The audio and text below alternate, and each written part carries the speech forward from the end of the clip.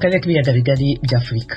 Urukiko rw'ubucuruzi mu Rwanda rwaraye rwanzuye ko umuryango wa nyakwigendera Assinapol Paul Rwigara ugomba kwishyura miliyoni zisaga 349 y'umwenda utishyuye banki y'ubucuruzi ya Cogebanque.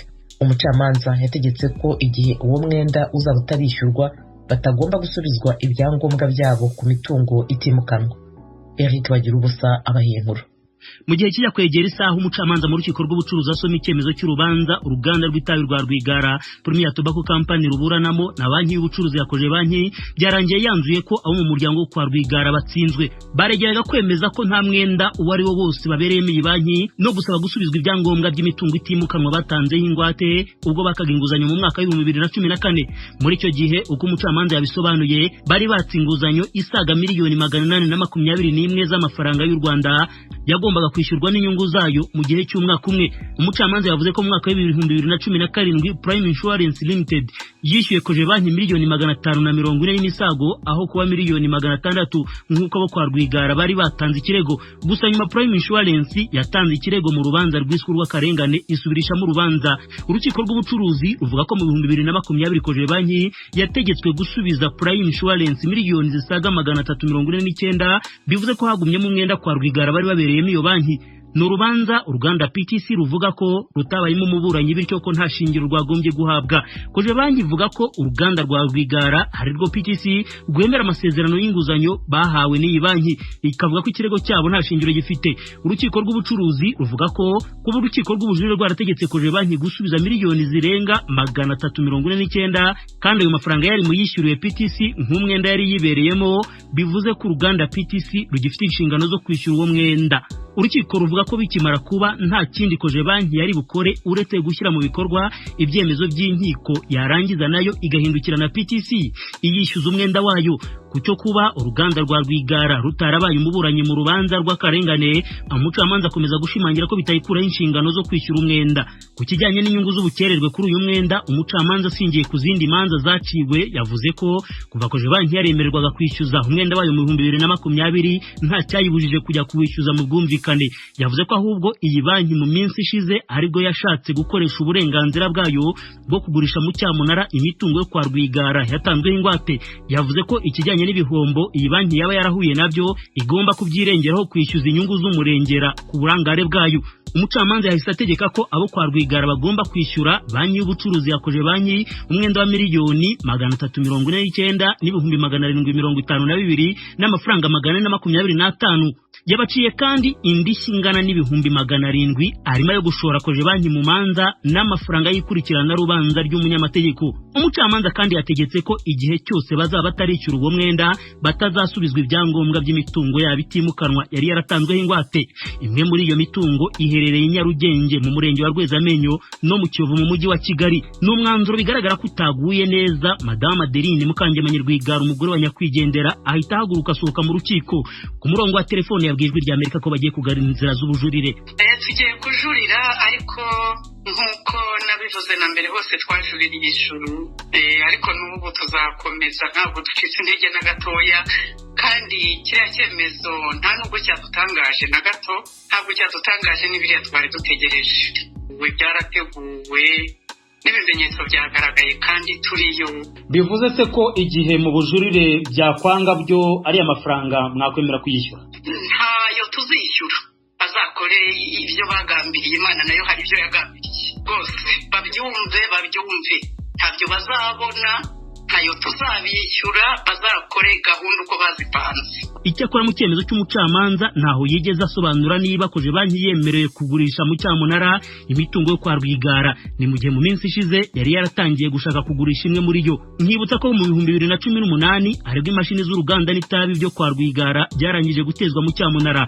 Icyo gihe ikigo cy'igihugu cy'imisoro n'amahoro cyavugaga ko hari imisoro yabarirwaga muri miliyari 6 z'amafaranga batishyuye. Umuryango wo kwa Rwigara ugakomeza guhakana ibyo byose, ukavuga ko leta igambiriye kubafatira imitungo yabo yimukanwa n'itimukanwa mu mugambi wo kubakenesha. Bagirubusa ijwi rya Amerika i Kigali. Mu Burundi komisiyo CNTB ishinzwe gukemura ibibazo by'amasambu n'indi mitungo isaba umukuru w'igihugu kuyongerera igihe igakomeza ibikorwa byayo nubwo abatuye haboneka ibibazo by'amasambu bifuza ko ihagarikwa. Inkuru irambuye na mugenzi wacu Pierre Claver Niyonkuru. Umugwi CNTB, Commission nationale des terres et autres biens, ujejwe gutatura amatati y'amatongo n'andi matungo watangaje ko usigaranye akazi kenshi udashobora kurangiza mu kiringo gito usigaranye. Daniel Ngendakumana ajeje kumenyesha amakuru muri uwo mugwi yabivugiye mu kiganiro yahaye abamenyesha amakuru kuri uyu wa mbere mu ntara ya Rumonge, imwe mu ntara zirimo amatati menshi y'amatongo mu bumanuko bw'igihugu. Tugisigaranye imanza zishika ibihumbi 22 naho sentebe iri ku kivi. Izo manza ni nyinshi ntishobora kuzirangiza muri iki kiringo isigaje. Rero niyo umugwi sentebe utazoheza ngo wongerwe ikiringo, ndabizi neza yuko hariho kindi gisata izo manza bazoziha zigaheza zigacibwa, abanyagihugu bagatunganirizwa ari mu masentare asanzwe, ari muri sentare kuki umugwi sentebe. Itegeko rigenga uwo mugwi ryerekana ko mu kwezi kwa gatatu umwaka uza w'ibihumbi 2022 ikiringo ca kabiri ca sentebe catanguye mu mwaka w'ibihumbi 2019 kizoba giheze. Igihe washigwaho mu mwaka w'ibihumbi 2006 wari wahawe igikorwa co gutatura amatati yadutse hagati y'abarundi bariko barahunguka bavuye cane cane muri Tanzania hamwe n'abasangwa. Abenshi nabari barahunze indiane za politike zadutse mu mwaka w'igihumbi kimwe amajana 1972 n'imyaka yakurikiye, basanze amatungo yabo yarifatiwe n'abandi bantu. Uwo mugwi usigura ko mu matohoza wakoze wasanze bamwe mu basangwa bari bahawe ayo matongo n'amazu na leta z'ico gihe, abandi nabo bakayagura. Ico bikoze bamwe mu banyagihugu bo mu ntara ya Makamba ihana urubibe na Tanzania ikabamwo amatati menshi bemereye Ijwi ry'Amerika ko bababajwe nuko uwo mugwi utashize mu ngiro icifuzo cabo co kubagaburiramo kubiri itongo rimwe rigasangirwa n'abasangwa hamwe n'abahungutse mu ntumbero yo kubana neza. Nako jewe nari insigaranye kandi twaragaburanye tukaringaniza, agomba kukagira ahantu, agomba kukanyaka. Nanze nkaca mbona yuko atahantu na hamwe mfise kugenda, niyo ntumasobora kwihereza ibarabara nkavuga ati niburi nuko nopfuma mbona napfuye hako nza kugwa hehe, hako nguma nangara. Kuva ku muyobozi no kumugoma kuzana ngaha mu kazira abageni hose tuza twamaze kubibona yuko hagiye kuvyuka akajagari, kandi intambara y'amatongo ndabona ko igiye kuvyuka kuvana n'uwo mugwi nyene wavuga ngo hauza gushikiriza mara ugasanga twebwe ukamenga turanyatswe.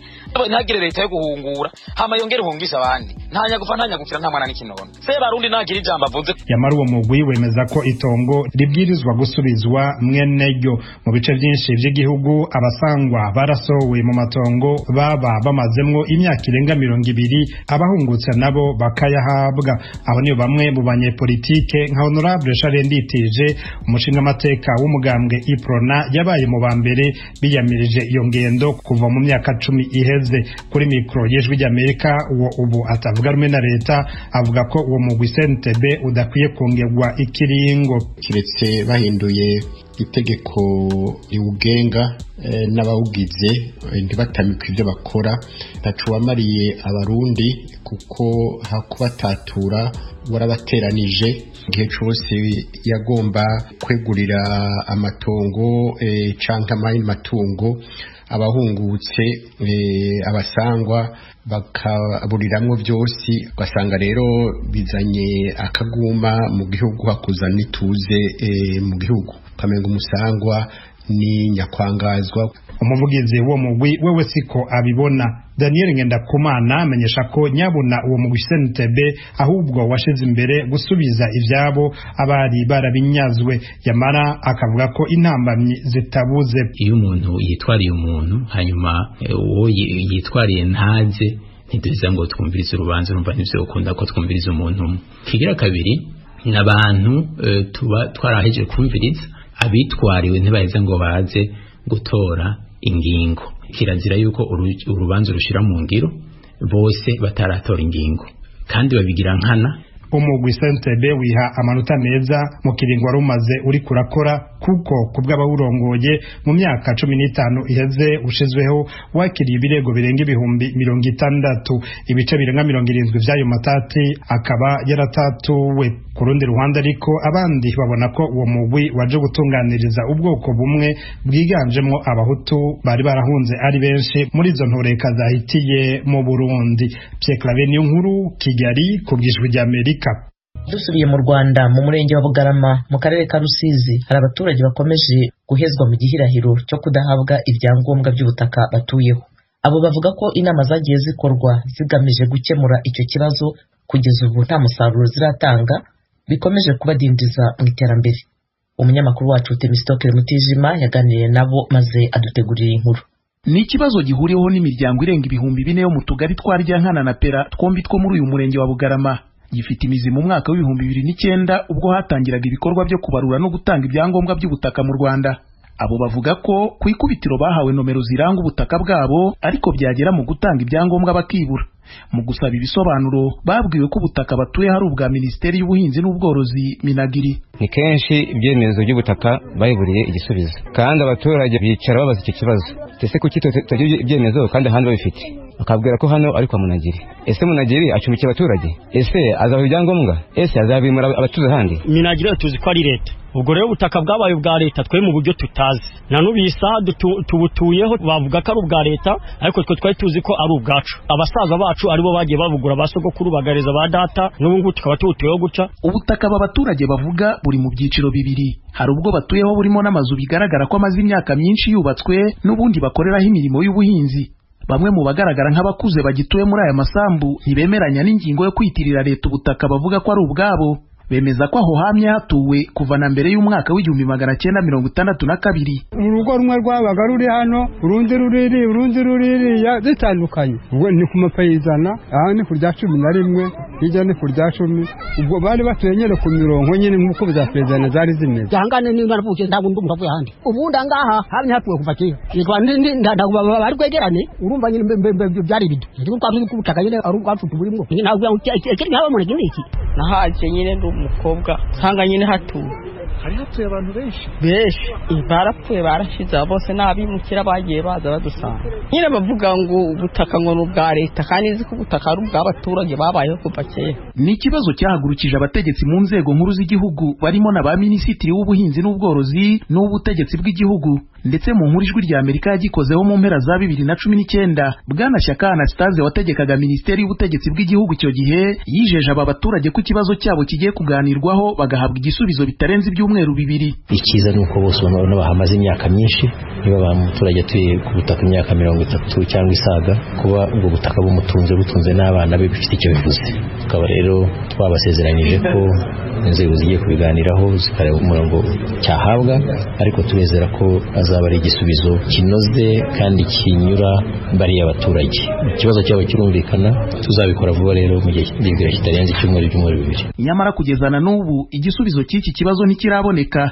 Ibyo abaturage bavuga ko bikomeza kubadindiza mu iterambere. Bakagenda bavuga ngo bazabyigaho tugategereza tugaheba. Ari ufite agapariseri ararushye, ari ufite akubita isuka ararushye, nta byangombwa pe dufite. Iyi saha ubutaka tubutunze nyine nko gutizwa. Nta muntu wafata 200,000 ngo agenda biguze muri banki atange ingwate ku butaka ngo bikunde. Gufata amazi basaba kuzana icyangombwa cy'ubutaka, no gufata amashanyarazi bisaba kubanza kuzana icyangombwa cy'ubutaka. Udafite icyangombwa cy'ubutaka nta muntu uri kugira amazi cyangwa amashanyarazi. Ubu Munagiri rero icyo tumusaba ni uko yaduha uburenganzira ku butaka abanyarusizi dutuyeho, akaduha ibyemezo by'ubutaka nk'uko abandi babifite. Bwana Ntivuguruzwa Gervais uyobora umurenge wa Bugarama nawe avuga ko kutagira ibyangombwa by'ubutaka kuri aba baturage biteje ikibazo no mu rwego rw'imitegekere. Rero urumva hari abaturage benshi dufite batagira amahirwe yo kwiteza imbere no guhindura imibereho yabo biturutse ku kuvuga ubutaka butabanditseho, kandi uretse n'ibyo hari n'imanza rimwe na rimwe tunakira bibaho ko abantu bagirana imanza ugasanga biragorana kumvikana kuri ubwo butaka mu gihe budafitiye ibyangombwa bya burundu, ndetse n'inkiko akenshi ntizinabufataho ibyemezo. Urumva rero icyo gihe n'akarengane kazamo ko twakabaye duha ubutabera ntitumuhe ubutabera uko bikwiye. Ijwi rya Amerika yagerageje kubaza muri Minisiteri y'Ubuhinzi n'Ubworozi, ari nayo aba baturage bavuga ko ubutaka batuyeho bwitirirwa, ariko batubwira ko icyo kibazo cyoherejwe muri Minisiteri y'Ibidukikije. Bwana Baziru w'Imana ushinzwe itumanaho muri iyi Minisiteri y'Ibidukikije mu butumwa bwa email yatwandikiye yatubwiye ko iki kibazo Minisiteri kizi kandi irimo gukorana n'izindi nzego zacyakiriye mbere, aho hateganyijwe inama yo kukiganiraho muri iki cyumweru, abaturage bakazamenyeshwa icyavuye muri ibyo biganiro. Icyakora yirinze gutangaza igihe ibyo bizamara n'igihe abo baturage bazamenyesherezwa icyabivuyemo. Itegeko ryerekeranye n'imikoreshereze y'ubutaka mu Rwanda mu ngingo yaryo ya 18 ritomora ko icyangombwa cy'ubutaka ari cyo kimenyetso ntashidikanywaho gitanga uburenganzira k'utunze ubutaka ko ari ubwe. ibyo bikongera impungenge z'aba baturage ko bazisanga bavanywe muri ubu butaka batuyemo bunabatungiye imiryango bitewe n'uko batabuherwa ibyangombwa.